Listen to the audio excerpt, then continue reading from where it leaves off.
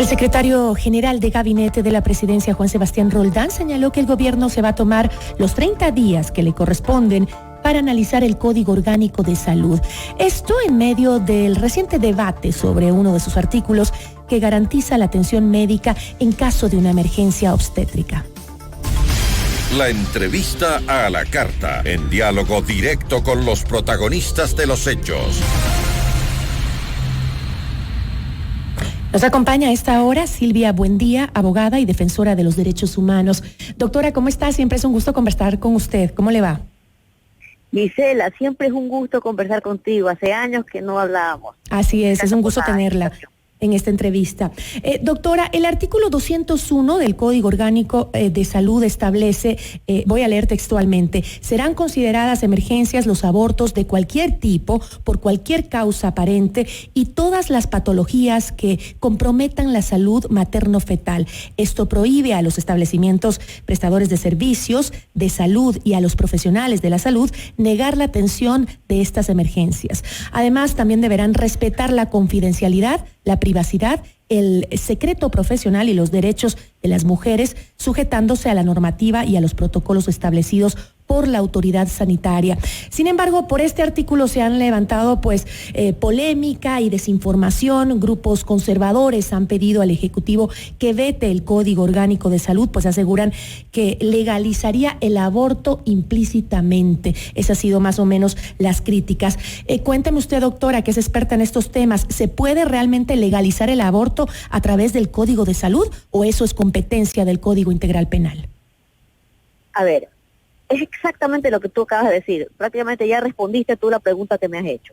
Solamente se puede despenalizar un tipo penal, una conducta que está considerada como delito, reformando el Código Penal. Un Código de Salud que versa sobre temas técnicos de salud pública, no puede despenalizar una conducta que está considerada como delictiva. Entonces, quien diga que está despenalizando o es una persona muy ignorante que desconoce del tema del derecho, o es una persona que sabe lo que está diciendo pero está mintiendo a sabiendas. El artículo 201, como tú lo acabas de leer y lo hemos escuchado, lo que dice es que cualquier emergencia obstétrica, y el aborto, no importa que lo haya causado, es una emergencia obstétrica, debe ser atendida con rapidez, con eficacia y con confidencialidad. Esto no es nuevo. La Constitución garantiza esta situación del secreto profesional. Esto no es nuevo. El artículo 179 del Código Orgánico Integral Penal también te dice que no se puede realizar la violación de un secreto profesional y te condena a cárcel si lo haces. Y sobre todo, aquellas personas que dicen que es obligación de todos y de todas denunciar la noticia de un delito y se amparan en el artículo 422 del Código Penal, deberían haber leído otros 2 artículos más allá, porque en el artículo 424, apenas 2 artículos más allá, se dicen que están exonerados de esta obligación de denunciar los profesionales de la salud. Entonces, esto que dice el artículo 201 del Código Orgánico de la Salud no es nuevo y es parte de la concordancia de nuestro marco legal, porque acuérdate que apenas hace 3 años, en noviembre del 2017, también hubo una nueva ley para erradicar la violencia contra las mujeres. ¿Recuerdas? Bueno, en el artículo 26 de esa ley también, en uno de los literales decía, toda emergencia obstétrica, todo aborto en curso es una emergencia obstétrica y debe ser atendida con rapidez y confidencialidad. Entonces esto no es nuevo, esto ni siquiera es tan nuevo, viene desde el Código Penal, Constitución y Internacionales de Derechos Humanos. Lo que quiere esta gente que se opone al artículo 201 del Código de Salud es que las mujeres no sean atendidas por los médicos, que se mueran desangradas en la emergencia. A mí me gustaría clarificar un poco este tema. Leía que una abogada también constitucionalista hablaba que es como por ejemplo, que en un asalto salga herido el supuesto ladrón o el supuesto agresor, el supuesto delincuente. Supuesto, porque todavía nadie lo ha identificado o lo ha declarado como tal la autoridad. Este supuesto delincuente sale herido en un atraco y llega a un hospital.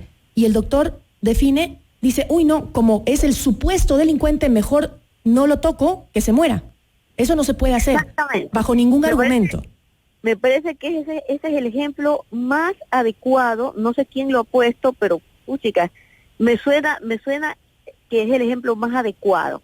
Es como que un médico le traen a la emergencia a un hombre en un disparo y dice, este es ladrón. No, yo por mi objeción de conciencia me niego a salvarle la vida al ladrón, porque es un ladrón y merece la muerte.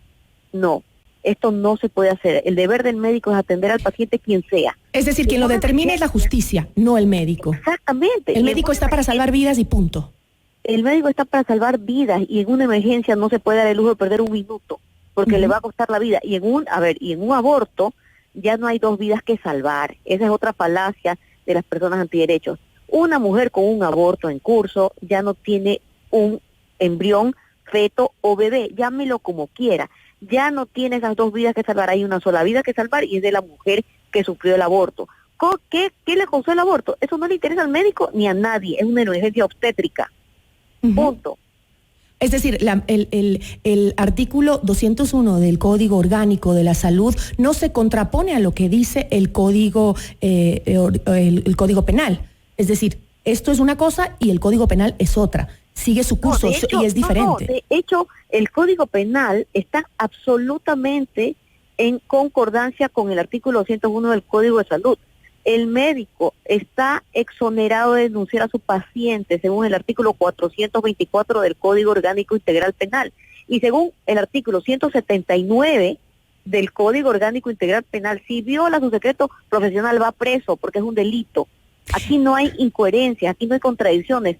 Todo está absolutamente conectado y es coherente y está de acuerdo a lo que se está legislando. Según lo que me explica, doctora, entonces el artículo 201 del Código Orgánico de Salud estaría garantizando los derechos de las mujeres al acceso a salud. Es decir, vetar entonces el artículo atentaría contra los derechos de las mujeres, ¿cree usted? Y contra las garantías constitucionales.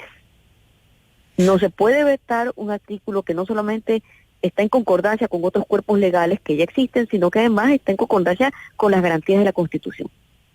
Ahora, en la última semana, algunas figuras políticas como el precandidato presidencial Guillermo Lasso han promovido este veto al Código Orgánico de Salud a través de una carta abierta. Lasso criticó el artículo 201 del que estamos conversando porque a su criterio ignora el derecho a la vida del niño por nacer que la Constitución protege desde el momento de la concepción. Del mismo modo, también rechazó los artículos 115, 193 y 208, en donde se hace alusión al respeto a la identidad de género y la orientación sexual de las personas al momento de recibir atención en salud y reproductiva. Esto realmente, ¿cree usted, como se dijo por algunos sectores, estaría confundiendo a la ciudadanía? No solamente le está confundiendo, sino que nos muestra que un precandidato a presidente... También lo dijo la Iglesia Católica, ¿no? Sí, pero a mí me parece más preocupante. El país es laico. Lo que digan los curas es lo que dicen los curas. Pero lo que dice un precandidato presidencial que está buscando ser presidente y demuestra que no entiende lo que lee, es escandaloso. Es súper escandaloso que no sepa la Constitución, que no entienda la Constitución. Está hablando de que hay un artículo en la Constitución, que es el 45, que garantiza la vida de todo niño por nacer, y eso es mentira. El artículo 45 no le garantiza a todo feto o a todo embrión el derecho a nacer. Si no fuese legal el aborto en el Ecuador. En Ecuador el aborto es legal en 2 circunstancias. Y el artículo 45 de la Constitución no tiene nada que ver con eso. No lo prohíbe, ni garantiza toda vida desde la concepción. Eso es un error y yo creo que es un error de mala fe o el señor no entiende lo que lee o está deliberadamente desinformando. Deliberadamente aprovechando el tema político. Exactamente. El artículo 45 le garantiza a los niños ya cuidados, alimentación y también protección desde el momento de la concepción, pero ya a los niños, niñas y adolescentes. También 2 artículos antes, el artículo 43.3 de la Constitución, le garantiza a las mujeres embarazadas que su vida y su salud es prioritaria. Una mujer embarazada, por ejemplo, cuya salud y vida está en riesgo, puede acceder a un aborto legal en Ecuador. Entonces no es que se protege toda vida de todo embrión o todo feto desde la concepción, eso no es cierto. Pero además, el artículo 101 no lo ha leído y no lo ha entendido. Está hablando de una mujer que abortó. Ya no hay vida por nacer que salvar. Ujú. O sea, ese tema de que tú leas algo y no entiendas lo que lees es realmente aterrador. ¿Cómo puede un candidato a la presidencia no entender 5 líneas de un artículo? Bueno, no es solo él, ¿no? Hay varios políticos, Esteban Torres, Pero, a ver, asambleísta, la carta, también Gustavo Noboa, expresidente. Yo tuve ayer un debate con Esteban Torres y me di perfectamente cuenta de que él tiene un problema terrible de analfabetismo funcional. O sea, él mismo lee y él mismo no entiende y dice lo contrario. Dice, el artículo dice, se prohíbe, y él dice, ve, aquí dice, se permite. Lee prohíbe y entiende permite, leyéndolo en ese momento al aire en la radio. Ahora, el artículo 208 me llama mucho la atención también. Tú sabes, Gisela, que el artículo 208 lo que dice es que se prohíbe centros de deshomosexualización. No puedes cambiarle ni ofrecer un tratamiento que cambie, que prometa cambiar la orientación sexual de una persona Y homosexual. además, un paréntesis ahí, doctora, en donde estos centros hemos evidenciado, los periodistas, en varias ocasiones durante muchos años, que se practican técnicas denigrantes, violatorias de los derechos humanos y atentatoria contra cualquier derecho humano. Exactamente, y que además, según el artículo 151 del Código Orgánico Integral Penal, se llama tortura, Uh-huh. y está penado hasta con 10 años de cárcel. Entonces, los asesores de los precandidatos o de los políticos, de los asambleístas, asesores que deberían ser abogados y conocer el derecho, no le pueden decir, oiga, no escribe esas tonterías, por Dios. Esto es un delito. Usted no se puede oponer a que se prohíba la tortura, porque la tortura es un delito. Usted no se puede oponer a que en el Ecuador se imparte educación sexual, porque la educación sexual obligatoria en todo establecimiento estudiantil es una garantía constitucional, tiene que ser científica, tiene que tener enfoque en derechos y tiene que ser adecuada y oportuna a cada edad de cada estudiante. Y además, acaba el Ecuador de ser condenado el 14 de agosto por el caso de la Corte Interamericana de Derechos Humanos en Costa Rica, Paola Guzmán Albarracín. Ahí le dicen al Ecuador que Paola Guzmán sufrió, fue torturada, fue violada porque no recibió oportuna y adecuadamente educación sexual en su colegio. La educación sexual en niños, niñas y adolescentes evita que sean víctimas de abuso y de violencia. Entonces, no han leído la sentencia de la Corte Interamericana que salió el 14 de agosto, no leen los periódicos, no leen el código, no saben lo que dice la Constitución. Además, es importante decir esto, se están oponiendo al tema de la identidad de género. El artículo 11.2 de la Constitución habla de la identidad de género como una faceta de la personalidad humana que está protegida en el país. ¿Qué Constitución leen estas personas? Solo 3 artículos y entienden lo que entienden, porque ya se ve que leen una cosa y no son capaces ni siquiera de entender el significado de lo que leen.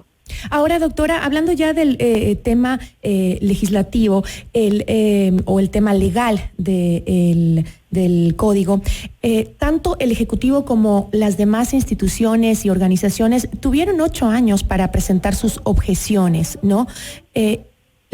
¿Cómo en este momento se puede manejar eso? Si tuvieron 8 años hoy, ¿sería un retroceso para la salud vetar este código? Yo entiendo que sí, yo lo entiendo que sí porque serían 8 años tirados a la basura.